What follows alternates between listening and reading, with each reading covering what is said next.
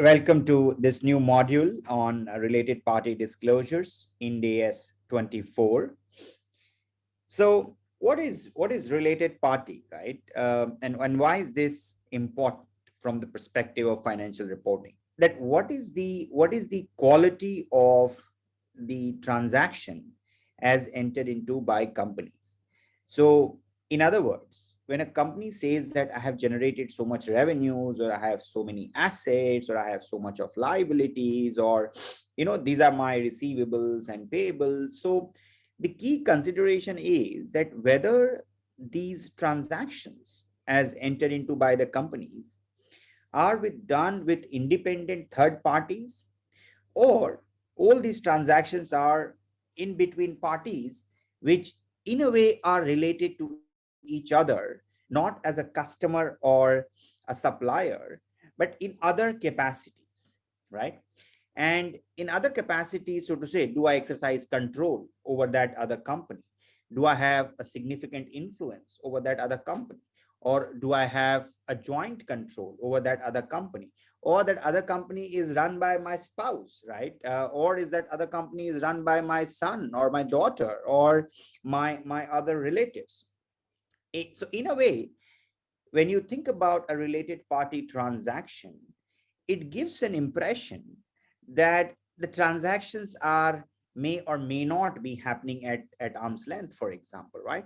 Or there is a dependency on set of companies or individuals, which then in a way needs to be told, right?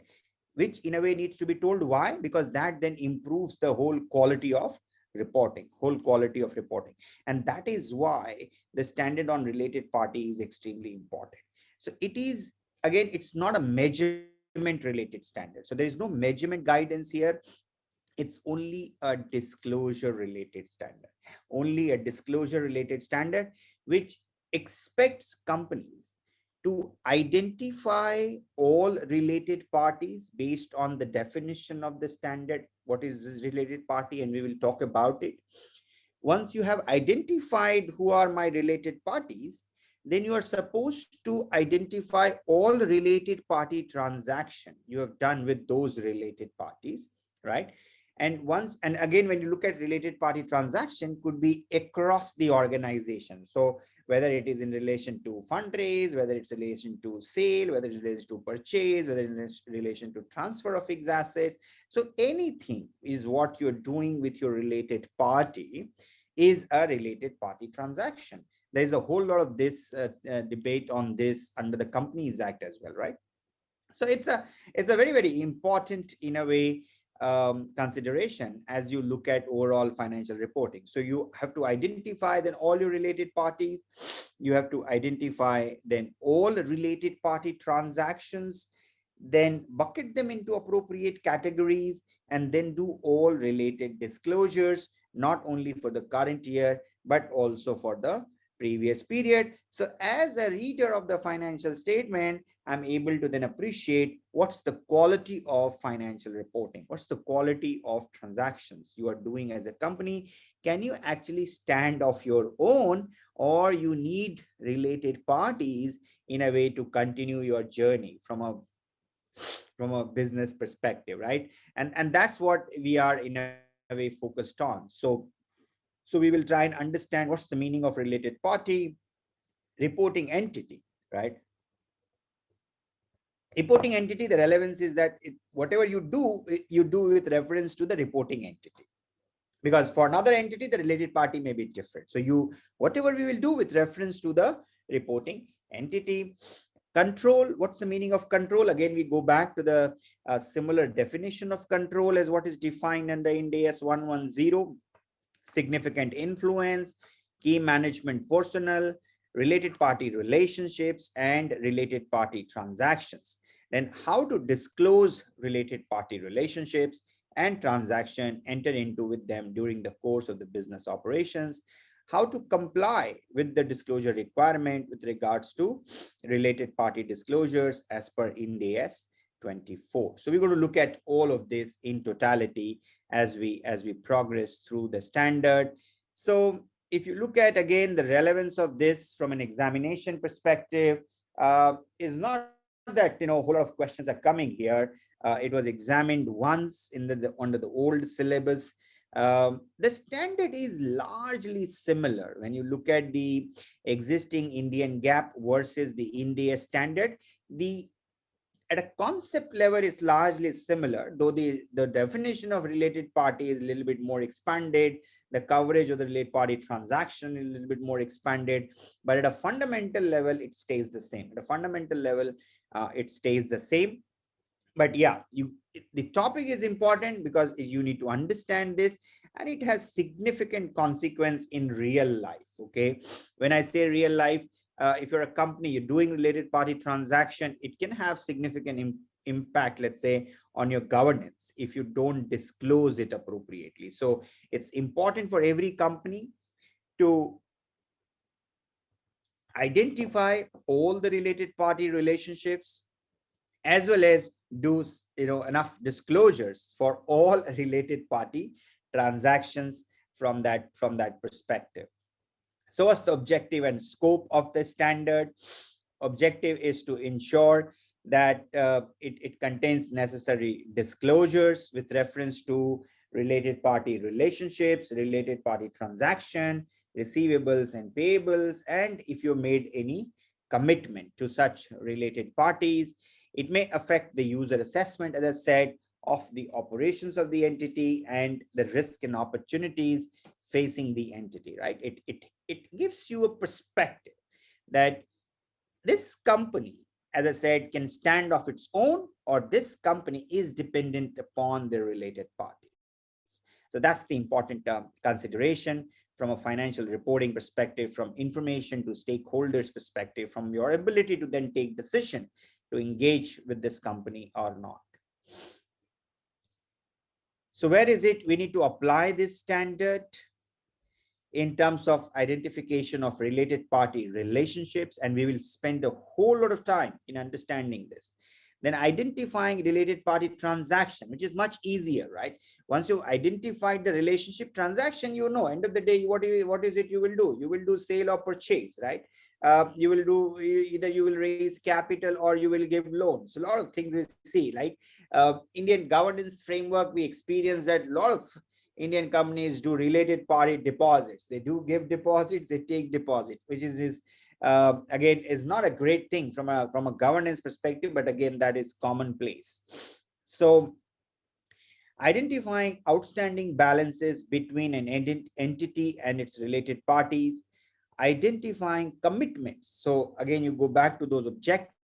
So that is what is covered here in terms of related party relationships, related party transaction, the balances, the commitments, as well as the circumstances in which disclosure of how items are to be made, and then determining the disclosures to be made about the above item. So we look at all of this in totality in relation to the scope as far as the related party standard is concerned.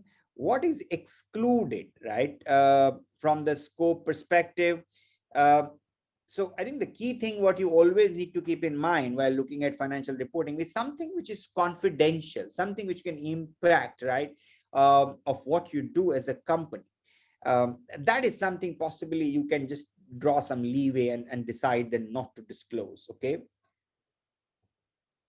but it's a very inexperience, I can say that it's a very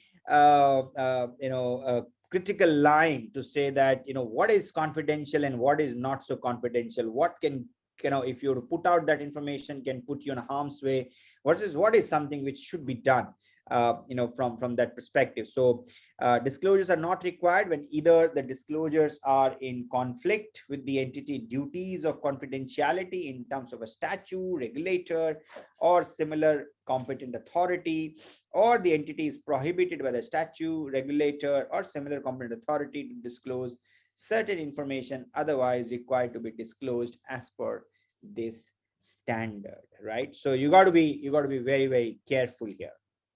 So a simple example of that is banks, right, are obliged by law to maintain confidentiality in respect of their customers' transaction, and this standard would not override the obligation to preserve the confidentiality of customers dealing. So it all depends, on other prevailing laws and regulation which one needs to follow. That is where an accommodation is made in the standard. We now going to focus on and understand the related party and their relationships, right? So what's the definition of a related party? A related party is a person, right? Now this is the key to this whole standard. A related party is a person or an entity that is related to the reporting entity. Okay, either it's an individual or an entity. It is a corporate or a body corporate that is related to the reporting entity. A reporting entity in this standard is an entity that is preparing its financial statement, right? That's the entity which is the subject matter of reporting, so to say, for which the financial statements are being prepared. There's two type of related party relationships are envisaged.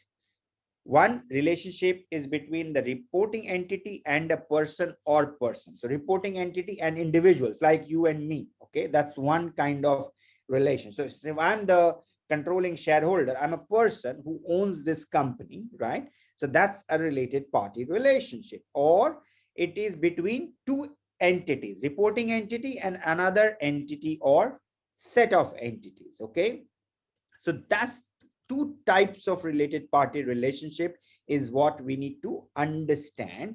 And once you have understood the related party relationship, then you get to the related party transaction with these related parties as far as it's concerned to this entity, the reporting entity. From that perspective, the standard clarifies that in considering each possible related party relationship, the attention should be directed to the substance of the relationship and not merely the legal form. So you got to look at the substance of the relationship and not merely the legal form. And we'll try and now understand each of them individually: reporting entity and person, and reporting entity with another entities or set of entities. Okay, so which all individuals or person are covered here?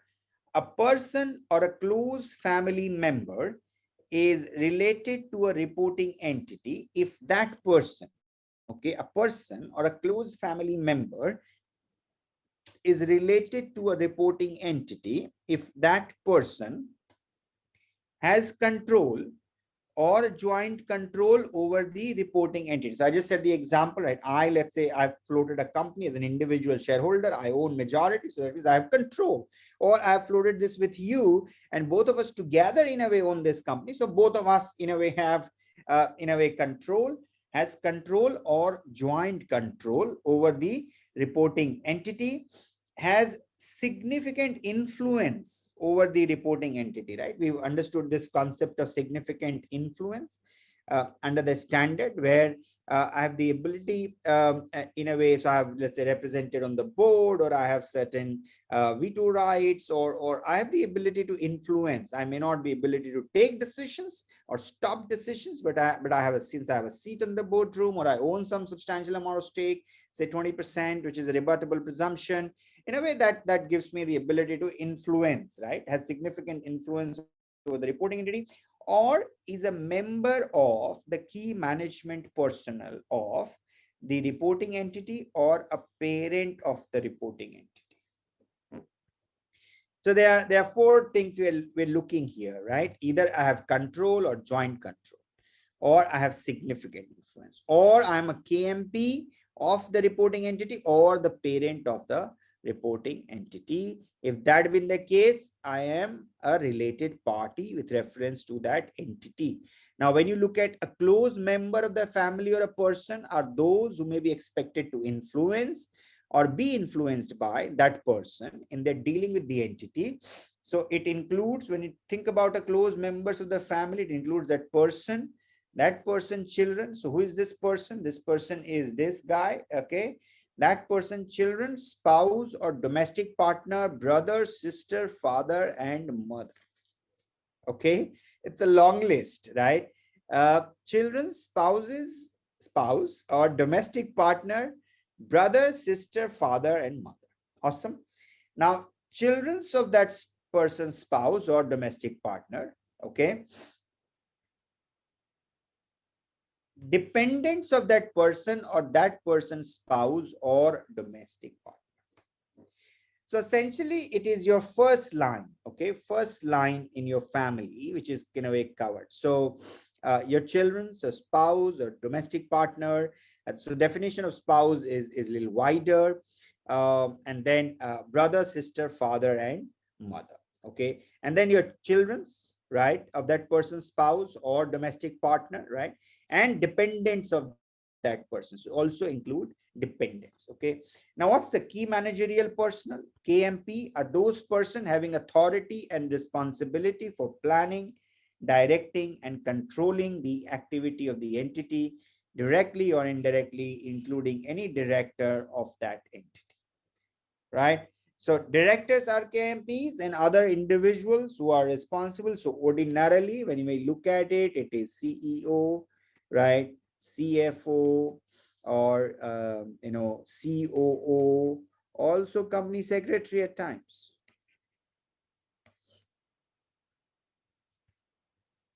right?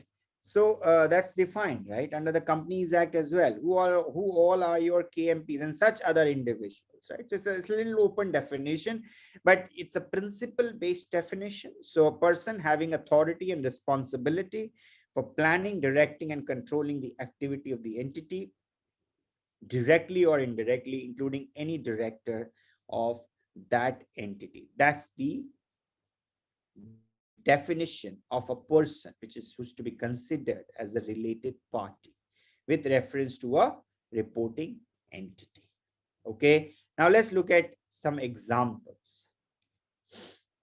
Mr. Sunil is a shareholder in Beta Limited, holding 53% of equity shares class A, which is the only form of share capital. Okay, Mr. Sunil is a shareholder in Beta Limited, okay, holding 53% of equity shares class A, which is the only form of share capital. In this case, Mr. Sunil controls Beta Limited, right? Mr. Sunil controls Beta Limited, hence is a related party. Let's just look at this pictorially. Mr. Sunil owns 53% of equity share capital of Beta Limited and hence is a related party.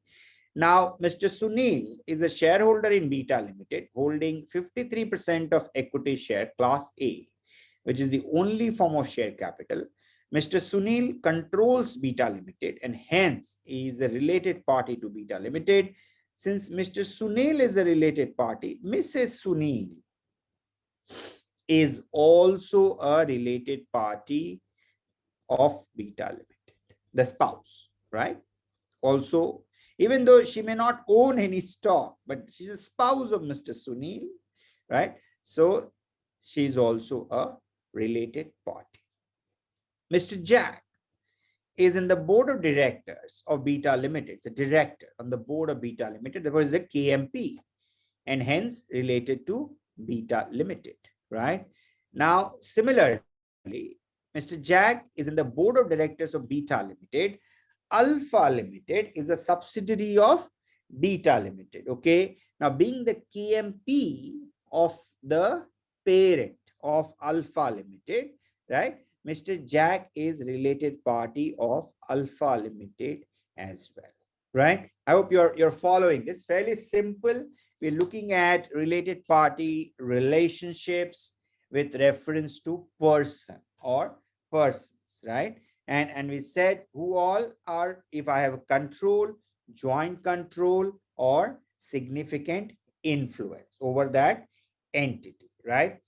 So if I have control, joint control, or significant influence over that entity, or I am a KMP, I am a key managerial personnel, then again I am the with reference to that entity, or or also with reference to the subsidiary.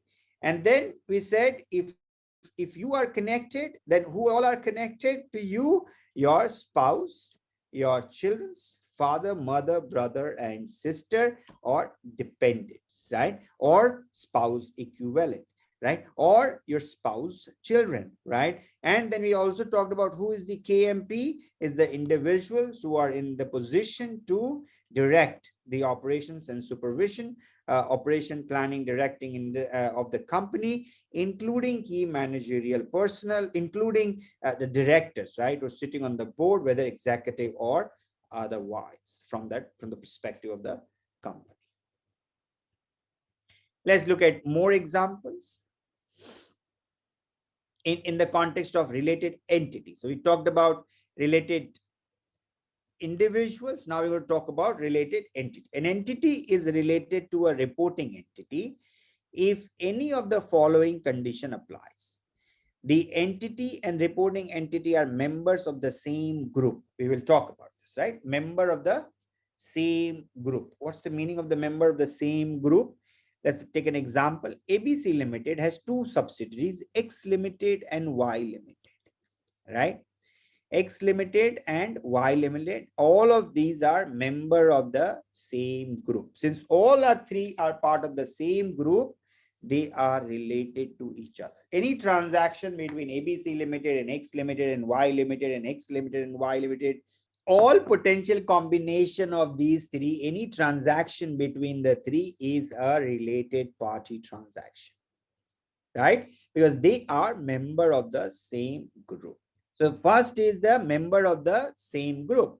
Now, one entity is an associate or joint venture of the other entity, right? One entity is an associate or joint venture of the other entity, right? So let's look at an example. ABC Limited has two subsidiaries, X Limited and Y Limited. And Z Limited is an associate of X Limited, right? Here, Z and Y are related parties, right? So when you look at X, Y, and then it's the same structure we had, and then we look at the Z Limited is an associate of X Limited, right? So Z Limited and Y Limited are also related parties. Look at another scenario. A person identified above, related person, has significant influence over the entity or is a member of the key management personnel of the entity. Okay. Example, Mr. Sunil is a controlling shareholder in CD Limited, the reporting entity. Mr. Sunil is also a non-executive director in QR Limited. CD Limited and QR Limited are related to. If I control one entity and I'm a non-executive director, so they are also become, in a way, related party. The entity or any member of a group of which it is part provided key management personnel services, okay, to the reporting entity or to the parent of the report. We don't see this. Commonly, we don't see this type of transaction where people are providing KMP support services, right, to the reporting entity or to the parent. But let's look at this as an example. Good Group Limited is in diversified business. It has investment in three subsidiaries, X Limited, Y Limited, and Z Limited. It has also invested in an associate, A Limited. A Limited has one subsidiary, GH Limited, which provide KMP services to Good Group Limited. Basis this, GH Limited is a related party to Good Group Limited, X Limited, Y Limited, Z Limited, and A Limited. So Good Group Limited, it has X Limited, Y Limited, and Z Limited. They are all subsidiaries. And then we have A Limited, which is an associate, and then GH Limited, which is a subsidiary of A Limited that provides the KMP services. So as a result of which, all of them become related parties. Look at another scenario. Z Limited has an investment in an associate B Limited, okay. B Limited as a group has investment in a subsidiary CD Limited. JV Limited and associate AB Limited.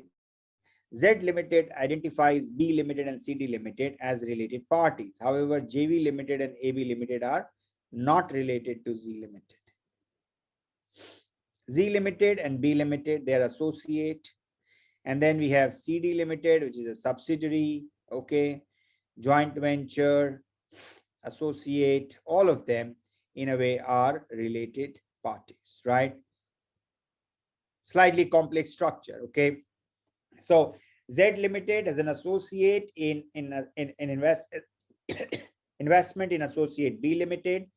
B Limited as a group has investment in subsidiary CD Limited, and JV Limited, and an associate AB Limited. Now Z Limited identifies B Limited and CD Limited, okay, as its related parties. However, JV Limited and AB Limited, right? This guy and this guy, okay, they are not related to Z Limited because they come through an associate. If they were to come through a subsidiary or a joint control, then all of them would have become a related party. But because B Limited is an associate in between, right, it is only considering the subsidiary as the related party, but not the joint venture or the associate of an associate. Exceptions to the rules, right?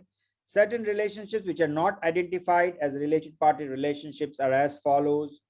Two entities are not related parties simply because they have a director or other member of KMP in common, or because a member of KMP of one entity has significant influence over the other entity. So an example, Mr. Sunil is a director in two companies, A Limited and B Limited. Apart from this, there is no other relationship or no other directorship he holds. Also, A Limited and B Limited does not have any transaction between them. They are not related parties. Mr. Sunil is a director in two companies, A Limited and B Limited. Apart from this, there is no other directorship he holds. However, B Limited purchases the entire output of A Limited at its fair value. Okay. B Limited purchases the entire output of A Limited at its fair value.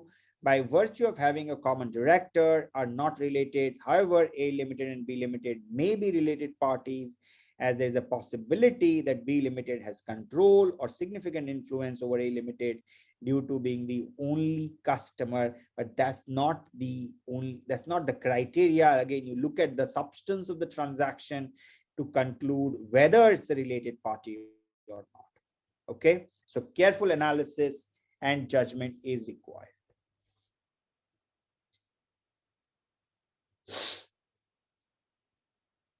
Moving forward, two venturers are not related parties simply because they share joint control over a joint venture. Example is A and B. They have a JV. So A and B are not related to each other, right? The JV is related to both A and B, but not A and B themselves. So Star Limited is a joint venture held by Space Limited and Sky Limited with 60% and 40% shareholding. Now, Space Limited and Sky Limited has joint control over the venture, because, however, they are not related party under IND AS 24. Similarly, the provider of finance, the trade unions, the public utility and department and agencies of a government that does not control, jointly control, or significantly influence the reporting entity are not related parties simply by virtue of their dealings with the entity. Okay. So example, company MNO has taken a term loan from bank XYZ and bank PQR for their operations. Both the banks have nominated a non-executive observer on the board of company MNO. Bank XYZ and bank PQR are not related parties of company MNO. Some more exceptions to the related parties principle. A customer, a supplier, a franchisor, or distributor, or general agent with whom an entity transact a significant volume is not a related party. So an example, Gamma Limited is in the business of production of automobile parts, supplying to Sedan Limited.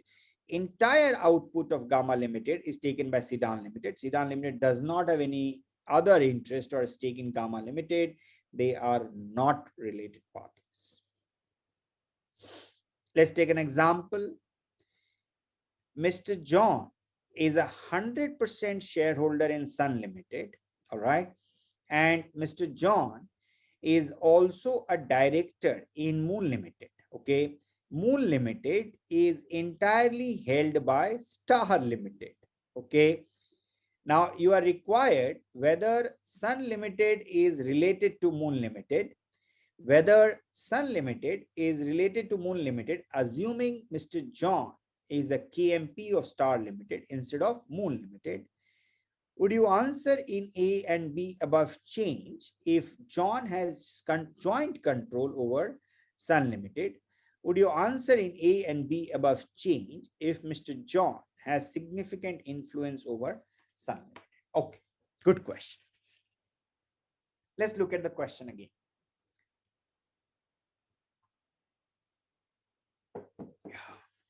So Mr. John, a person, is a 100% shareholder in Sun Limited. Okay, that means Mr. John and Sun Limited are related to each other.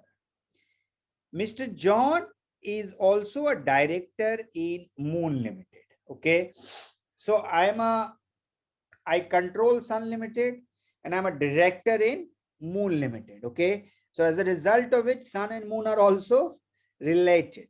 Okay, because I control, right?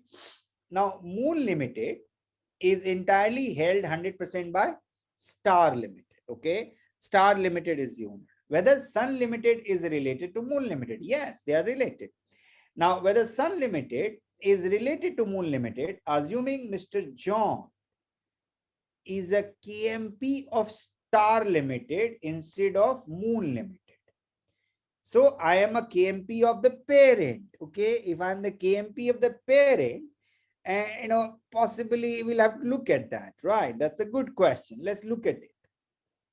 Would you answer in A and B above change if Mr. John has joint control over Sun Limited and not the control? Possibly the answer may change. Would you answer in A and B above change if Mr. John has significant influence over Sun Limited? Of course, the answer will change. Let's look at the solution. Since Mr. John controls Sun Limited and is also a KMP of Moon Limited, they are related parties. Okay. So I control this guy and I'm a KMP here. So they are related parties. Star Limited is the owner of Moon Limited. Okay. That was scenario A. Okay. Let's go to scenario B. In the scenario B, what is scenario B? Scenario B is Sun Limited will still be related to Moon Limited. Why? Because Mr. John is a 100% investment in Sun and is a KMP in Star Limited, which is a parent of Moon Limited. Okay, it's 100%. So it will still be related to Moon Limited. Okay. Remember the person, if I'm the KMP of the parent, then as a result of which the subsidiary also become the related party. Okay. Now look at scenario 3. The answer to A and B will not change under the scenario where Mr. John has a joint control over Sun Limited. Okay. So Mr. John has a joint control over Sun Limited and he's a KMP in Moon Limited and Star Limited is the owner. Then the answer to A and B will not change under this scenario where Mr. John has a joint control. So it continues as a related party. Now, if Mr. John has significant influence over Sun Limited, that's my scenario number 4. Okay. So if that is the case, it's only a significant influence or not joint control, we will not be related party to Moon Limited, even though Mr. John is a KMP of Moon Limited. Sun Limited is no longer a related party. Sun Limited is not a related party in this scenario.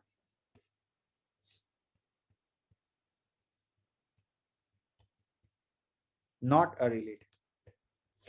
So only exception in this example we saw is when I have significant influence.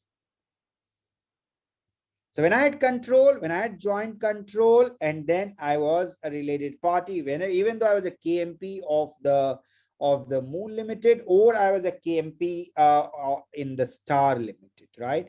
In all scenario, Moon Limited and Sun Limited were related parties. Moon Limited is a related party for Mr. John in this scenario also. But the Sun Limited and Moon Limited are not related to each other. Okay. Awesome. Let's quickly summarize what we've talked about. Relationship between the reporting entity and another entity, relationship of an entity with a person, right? Or another entity. When we look at a person who has control or joint control or significant influence, or again a member of a key management personnel of, okay, of the reporting entity or the parent of the reporting entity. And then we also defined the relatives of the person, right? Another entity, if they are member of the same group, one entity is an associate or joint venture of the other entity, or a member of the group of which the entity is a member. One entity is a joint venture of a third party, and the other entity is an associate of that third entity. Both entities are joint venture of the same third party.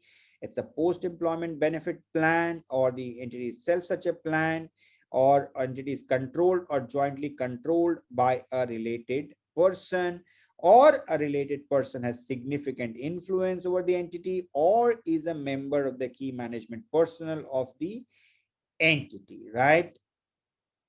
Last, yes, the entity or any member of a group of which it is a part provides key management personal service to the reporting entity or to the parent. All of this is what we discussed with the help of example. Here, of course, there's some more bit in terms of the relationships, right?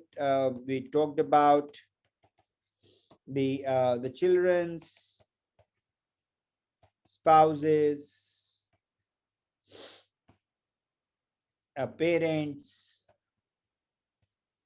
right? All of them, and your brother and sister. They are also all your related parties. What are not related parties?